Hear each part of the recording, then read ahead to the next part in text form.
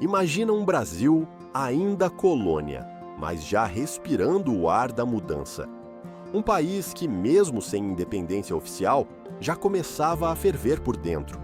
No meio disso tudo, um estado nordestino resolve se levantar, dizer chega ao autoritarismo e tentar construir algo novo. Parece coisa de filme, mas foi real. Foi a Revolução Pernambucana de 1817. Para entender o tamanho dessa história, a gente precisa voltar um pouco no tempo. Lá estava o Brasil, em 1808, recebendo de braços abertos a corte portuguesa que fugia de Napoleão. Dom João Seto chega, abre os portos, começa a modernizar o Rio de Janeiro e o Sudeste, mas e o resto do Brasil?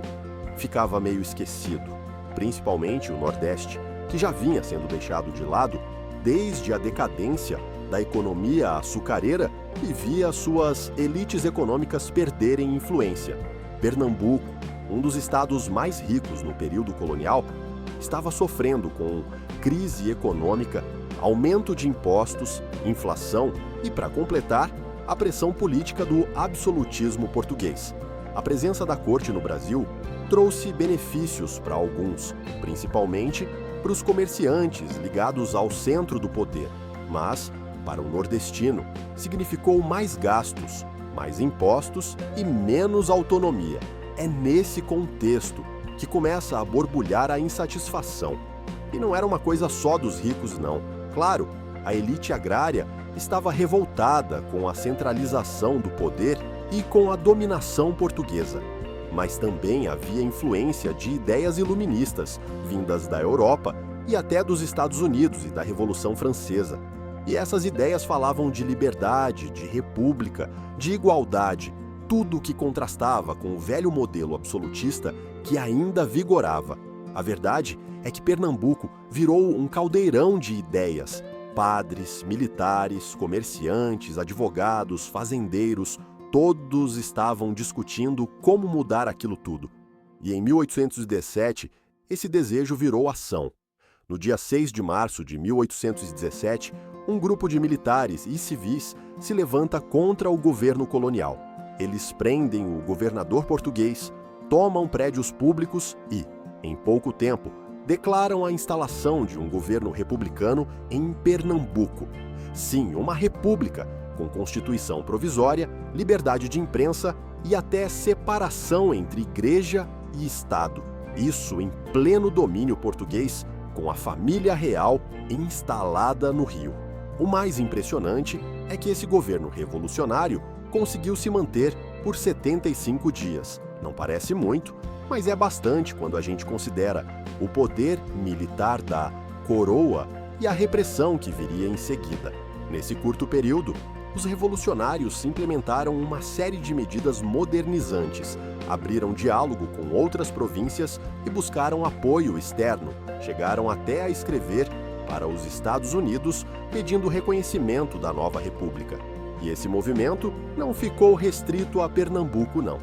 Ceará, Paraíba e Rio Grande do Norte também demonstraram simpatia e, em alguns casos, chegaram a aderir ao movimento.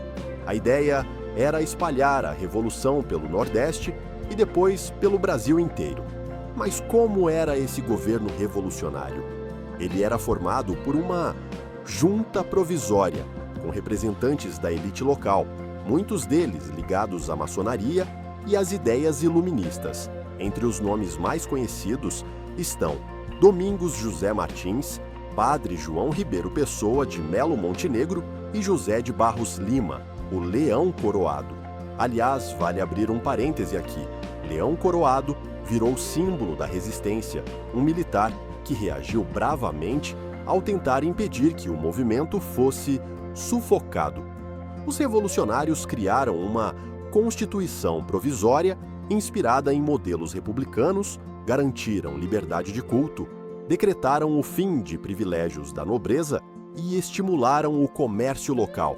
É claro que muita coisa ficou no papel, até porque não havia tempo nem estrutura para realizar tudo. Mas a ousadia de pensar um Brasil diferente, laico, livre, descentralizado, já era um marco. A repressão, porém, não demorou. O governo joanino, no Rio, ficou em choque com a audácia dos pernambucanos. Afinal, não era só uma revolta, era uma ameaça direta à estrutura monárquica e ao controle do território. Tropas foram enviadas rapidamente, por terra e por mar. E a repressão foi violenta. Após 75 dias de república, a capital Recife foi retomada pelas tropas leais à coroa. Muitos líderes foram presos, vários foram executados, alguns conseguiram fugir. Domingos José Martins, por exemplo, foi capturado e enforcado. Outros foram degredados ou desapareceram, mas a Revolução Pernambucana de 1817 não morreu ali. Ela entrou para a história como a primeira experiência republicana no Brasil. Anterior até a independência de 1822, mostrou que era possível sonhar com um país mais justo, mais autônomo e menos centralizado. Mostrou também que as ideias iluministas tinham chegado por aqui com força e que parte da população já não aceitava mais viver sob o jugo da coroa sem questionar. A memória desse movimento foi apagada por muito tempo. Afinal, era incômodo lembrar que o Brasil teve uma república antes mesmo da monarquia independente. Mas com o tempo, os historiadores passaram a valorizar a Revolução Pernambucana como um passo essencial na construção da nossa consciência política. E tem um aspecto importante que não dá para esquecer. Essa revolução foi multissetorial. Tinha elite envolvida? Tinha. Mas também tinha militares, padres, comerciantes, artesãos. Não foi um movimento popular como os de massa do século XX, mas também não foi algo exclusivo da aristocracia. Era uma tentativa de reorganizar o Brasil, de repensar seu futuro. E isso, por si só, já é revolucionário. Aliás, se a gente comparar com outros movimentos da época, como a Inconfidência Mineira, por exemplo, dá para ver como a Revolução Pernambucana foi mais concreta. Enquanto a Inconfidência ficou no plano da conspiração e da poesia, a Revolução de 1817 foi a luta, implantou um novo governo e mostrou, ainda que por pouco tempo, que havia alternativas ao modelo colonial. Mesmo reprimido, o espírito da Revolução não se apagou. Ele continuou ecoando em movimentos posteriores, como a Confederação do Equador, em 1824, que também nasceu em Pernambuco. Aliás, não é à toa que Pernambuco virou, historicamente, um estado rebelde, contestador, cheio de movimentos de resistência.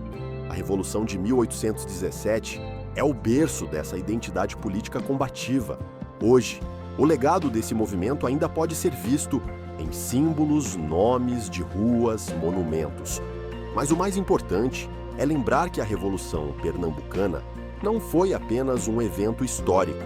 Ela foi um recado, um aviso de que, mesmo sob a opressão, sempre haverá quem se levante por justiça, por liberdade e por um projeto de país mais justo e plural. E convenhamos, é bonito pensar que, num tempo de reis absolutos e colônias submissas, um grupo de brasileiros, lá do Nordeste, teve coragem de sonhar alto e colocar esse sonho em prática. Ainda que tenha durado pouco, a Revolução de 1817 nos lembra que a história é feita de tentativas, de avanços e recuos, e que o desejo por liberdade nunca é em vão. Se você ficou até aqui, é porque valoriza essa história tão pouco contada, mas tão essencial. Então, já deixa o seu like, se inscreve no canal e ativa o sininho para não perder nenhum episódio da nossa série sobre as revoluções e resistências no Brasil. E aproveita os comentários aqui embaixo para contar. Você já conhecia a Revolução Pernambucana de 1817? Sabia que foi a primeira experiência republicana no Brasil? Vamos conversar, refletir e, quem sabe, continuar sonhando com um país melhor, como aqueles revolucionários sonharam há mais de 200 anos. Até o próximo vídeo!